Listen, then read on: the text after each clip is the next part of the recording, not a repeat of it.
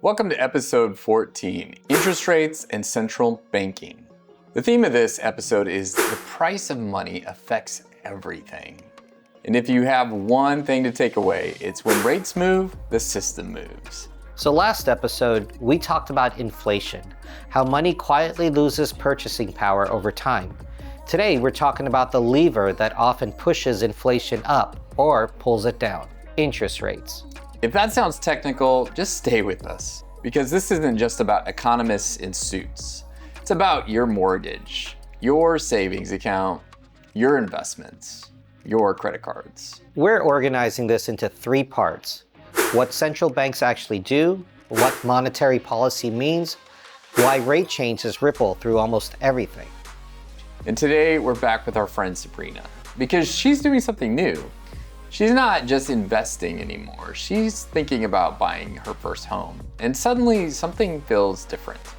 Sabrina is reaching a major financial milestone. After years of saving, she is finally reviewing real estate listings and preparing to buy her first home. She finds a starter home in her neighborhood and monitors it closely for several months. Over that time, the seller's asking price stays exactly the same, not a single cent difference. But look at this visualization. The house price integer remains perfectly flat. Yet, when Sabrina runs her math a few months later, the required monthly mortgage payment shoots upward, breaking right through her budget line. It's the exact same house, she is the exact same buyer. The price tag hasn't moved. So what actually changed? The real estate market was static.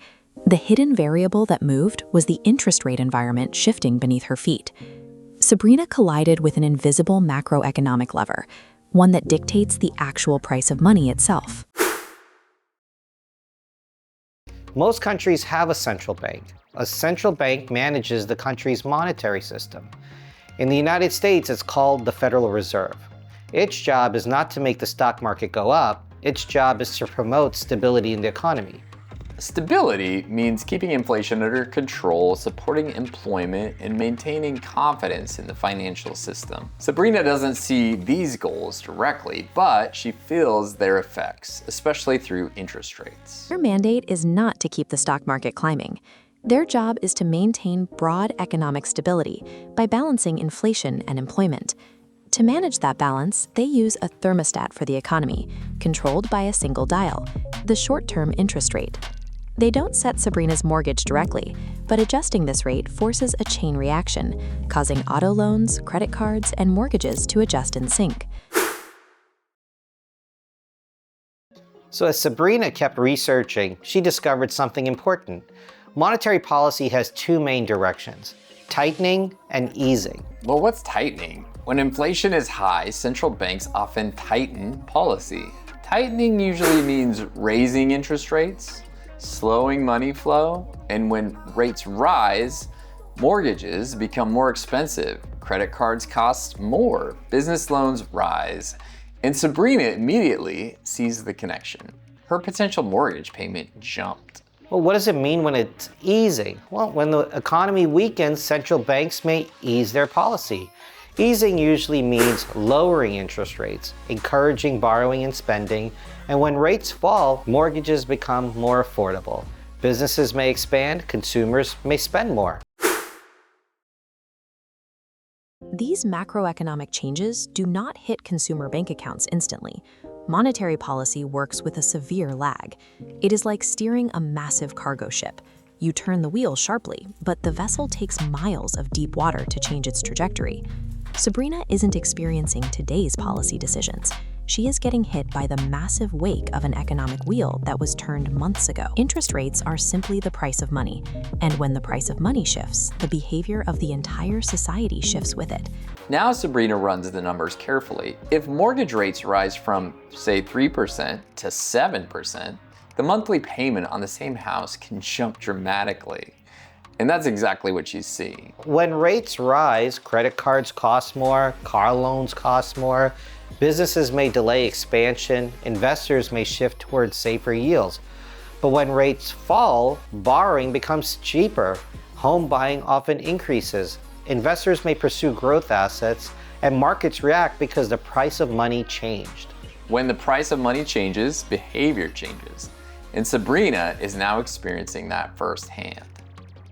Sabrina doesn't try to predict the next rate move, but she does something wiser. She evaluates her margin. She can't set the federal fund rates, but she can control her timeline, her down payment, her leverage, her risk exposures, so she stays patient. She keeps investing long term, and she makes housing decisions with clear eyes. Today wasn't about memorizing policy language. It was about understanding the lever behind the headlines. We talked about what central banks do, promoting stability in a complex system. We talked about tightening and easing and how those decisions ripple into housing markets and family budgets. And we saw why rates affect everything, because when the price of money changes, behavior changes. Not prediction, preparation.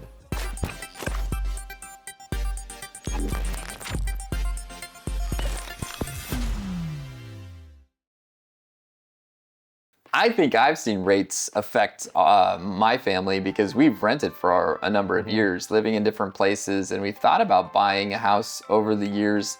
And I remember just after the COVID crash, rates went super low, and that caused housing prices to go up. And we thought it was crazy when some of our family members buy a house that we thought was way overpriced, but they were getting it for like 2.5% mortgage.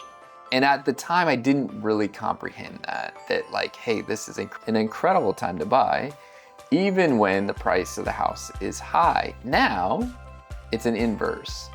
Right. The rates of houses is still pretty high, but the mortgage rates are double and sometimes triple of what they used to be. So that mortgage rate that's caused by the Federal Reserve is a huge deal, and it causes a lot of problems for a lot of Americans when it's high.